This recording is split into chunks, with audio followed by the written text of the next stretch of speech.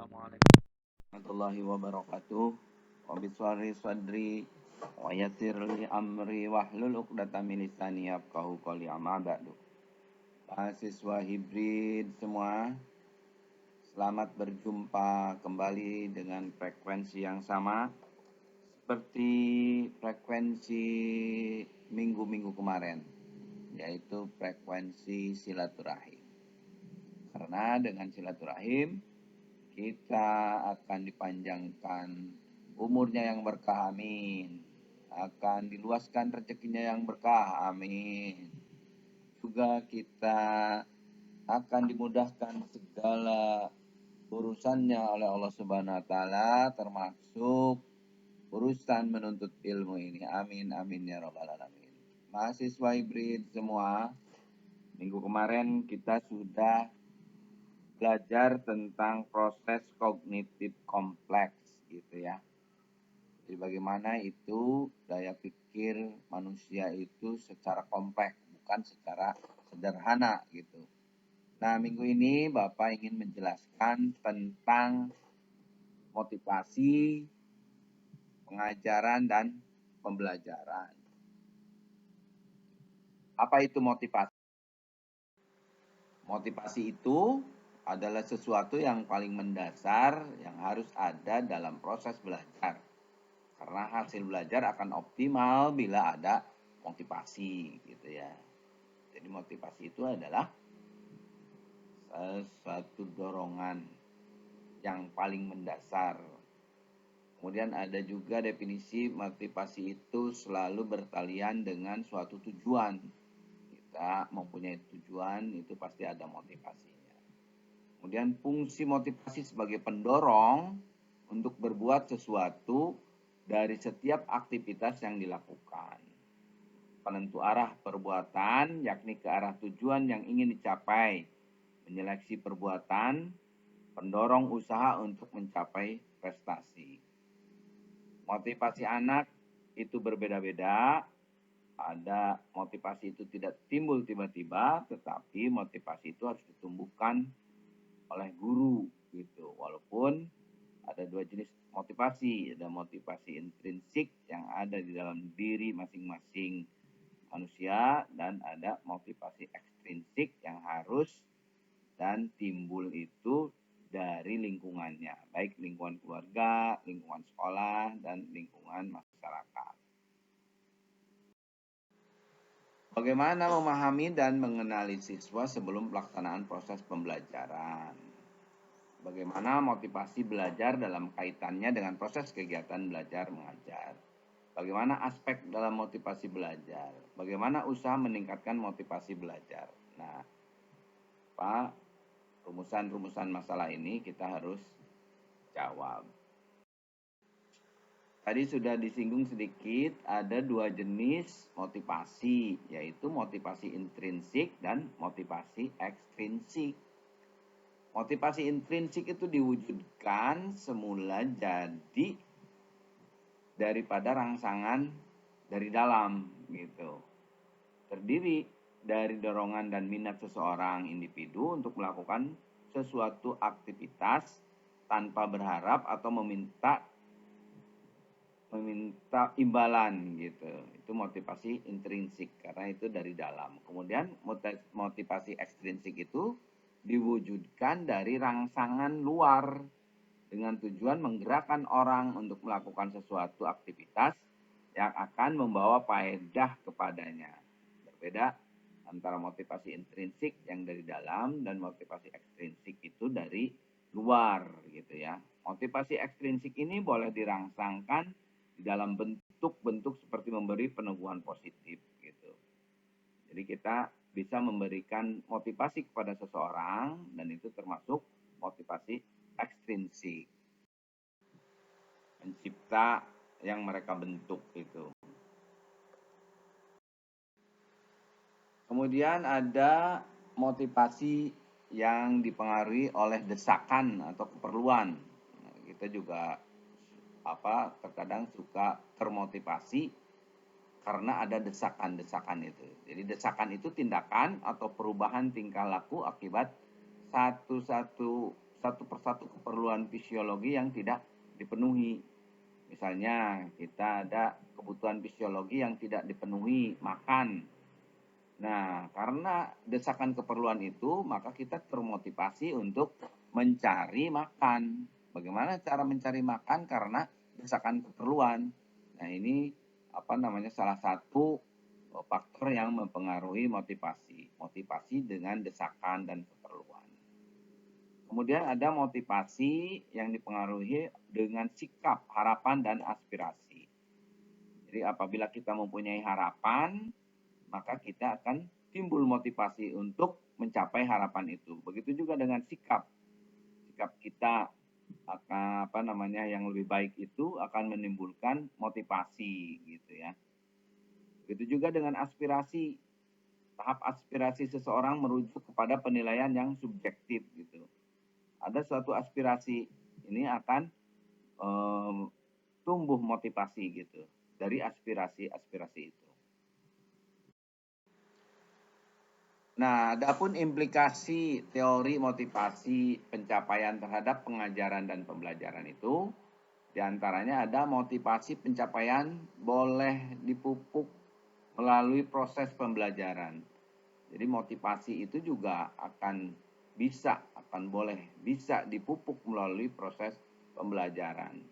Jadi pembelajaran yang ada di kelas itu juga akan memotivasi pencapaian gitu ya. Kemudian implikasinya itu peringkat kesukaran isi pelajaran perlu sesuai dengan kebolehan dan pengalaman mereka. Di dalam proses belajar dan pembelajaran itu pasti ada tingkat kesukaran dari isi pelajarannya itu. Nah, dari peringkat kesukaran isi pelajaran itu akan memotivasi kita untuk belajar lebih giat lagi gitu. Implikasinya seperti itu. Kemudian implikasi yang lain, murid-murid harus diberitahu objektif pelajarannya itu serta penilaian, cara dan langkah menyempurnakan tugas serta isi pelajaran. Ini pun akan berpengaruh terhadap motivasi pencapaian itu ya. Kemudian implikasi yang lain bisa memahami perbedaan pribadi muridnya itu dan memberi bimbingan kepada murid yang mempunyai pribadi yang berorientasi gagal gitu. Ini kalau misalnya di kelas itu kita terkadang mendapatkan peserta didik atau siswa itu yang mempunyai pribadi berorientasi gagal. Aduh, sepertinya saya ini nggak akan berhasil kuliah di sini. Gitu. Itu adalah perbedaan pribadi siswa atau peserta didik bisa memberikan pada murid yang mempunyai pribadi yang berorientasi gagal. Kemudian kita sekarang berbicara tentang yakin diri atau self efficacy gitu ya. Bahwa keyakinan seseorang individu itu atas pengetahuannya atau kebolehannya itu yang dimiliki untuk menjalankan tugas atau menangani persoalan dengan hasil yang baik. Atau juga sejauh mana keyakinan dan pengetahuan seseorang itu di dalam bidangnya. Ini keyakinan diri seseorang itu ya. Self efficacy namanya itu. Pengetahuan atau kebolehan yang dimiliki untuk menjalankan tugas atau menangani persoalan dengan hasil yang baik. Itu konsep dari self efficacy. Kemudian dimensi-dimensi dari self efficacy itu diantaranya ada kekuatan atau strength. Jadi kita yakinkan diri itu dengan kekuatan. Tahap keyakinan individu itu dalam melakukan tugas dengan baik, ketenangan dalam menghadapi tugas yang sulit, dan komitmen dari individu tersebut dalam pencapaian target. Ini salah satu dimensi dari self efficacy itu atau yakin diri. Yang berikutnya dimensinya itu adalah keluasan atau generality. Bagaimana seseorang mampu merealisasikan tugas berdasarkan pengalaman sebelumnya ketika menghadapi sesuatu tugas atau pekerjaan. Ini dimensi ini adalah salah satu dari dimensi yakin diri itu adalah keluasan. Jadi seseorang itu apabila mampu merealisasikan tugas berdasarkan pengalamannya itu, maka dia mempunyai sifat keluasan yang tinggi atau generality yang tinggi. Ada sumber keyakinan diri atau sumber efikasi self efikasi itu. Yang pertama itu sumbernya itu dari enaktif penguasaan pengalaman. Ini merupakan pembentukan keyakinan dari individu melalui pengalaman. Jadi sumber keyakinan dirinya itu dari pengalaman. Misalnya kita sudah pernah bekerja di suatu instansi. Nah, kemudian dia akan pindah ke instansi lain. Karena dia sudah berpengalaman, maka dia itu akan mempunyai self efikasi yang tinggi. Nah, self efikasi yang tinggi itu bersumber dari pengalaman gitu ya. Itu yang pertama, sumber keyakinan diri itu. Yang kedua, sumber keyakinan diri itu adalah pengalaman yang mewakili. Jadi pembentukan yakin diri itu melalui pengamatan terhadap orang lain dan menemukan beberapa persamaan antara dirinya dengan model yang diamati. Dan individu yang tersebut cenderung untuk meniru model tersebut gitu. Jadi kalau kita sudah memiliki pengalaman, kemudian kita bandingkan dengan pengalaman orang lain, dan pengalaman orang lain itu juga berhasil dengan pengalamannya itu adalah sebagai sumber keyakinan. Jadi kita akan lebih yakin lagi bahwa pengalaman kita itu akan menjadi modal untuk pekerjaan kita di masa yang akan datang. Jadi kita bisa meniru juga model tersebut yang berhasil gitu ya. Itu adalah sumber keyakinan diri. Salah satunya adalah pengalaman yang mewakili, pengalaman orang lain yang mewakili pengalaman kita. Kemudian sumber yang lain adalah pendekatan lisan. Jadi pembentukan pendekatan lisan melalui ungkapan verbal yang diberikan orang lain terhadap kemampuan individu tersebut. Pendekatan lisan yang diberikan ada dua, yaitu positif dan negatif. Jadi sumber keyakinan diri itu bisa juga dari pendekatan lisan orang lain. Atau kalau motivasi itu adalah motivasi eksternal atau ekstrinsik yang diberikan orang lain terhadap kemampuan individu tersebut. Jadi kita akan terpengaruh dengan kata-kata atau verbalnya seseorang itu. Nah, pengaruhnya itu ada dua di sini, ada pengaruh positif dan ada pengaruh negatif begitu. Ada prosesnya dalam meningkatkan self efikasi itu. Yang pertama proses kognitif.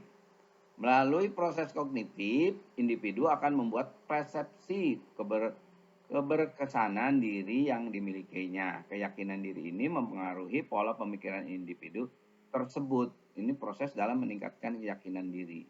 Jadi ini prosesnya itu melibatkan daya pikir seseorang melalui proses kognitif gitu ya. Kemudian ada proses motivasional. Proses meningkatkan keyakinan diri itu dengan proses motivasional itu akan mengarahkan perilaku individu pada suatu tujuan tertentu karena telah memikirkan hal tersebut dalam kognitif individu tersebut gitu. Jadi termotivasi, seseorang itu akan termotivasi karena untuk meningkatkan keyakinan itu. Kemudian ada proses afektif atau sikap. Melalui proses afektif, individu akan melakukan penghayatan terhadap hal-hal yang dapat menimbulkan tekanan. Yang terakhir itu proses selektif. Melalui proses selektif, keyakinan individu tentang yakin diri yang dimilikinya dapat mempengaruhi aktivitas yang dipilih individu itu setelah melalui proses pertimbangan. Begitu mahasiswa hibrid semua penjelasan dari Bapak, dan tugas kalian untuk minggu depan adalah membuat video presentasi tentang konsep konstruktivis sosial. Itu ya. Jadi Bapak harapkan kalian dilihat lagi materi-materi yang sudah dibuatkan oleh dosen-dosennya. Kalian pelajari, telaah untuk bisa dipahami. Demikian mahasiswa hibrid semua, mudah-mudahan pertemuan kita kali ini dinilai oleh Allah Subhanahu wa taala sebagai pertemuan yang bernilai ibadah. Amin amin ya rabbal alamin. Wabillahi taufik wal hidayah. Assalamualaikum warahmatullahi wabarakatuh.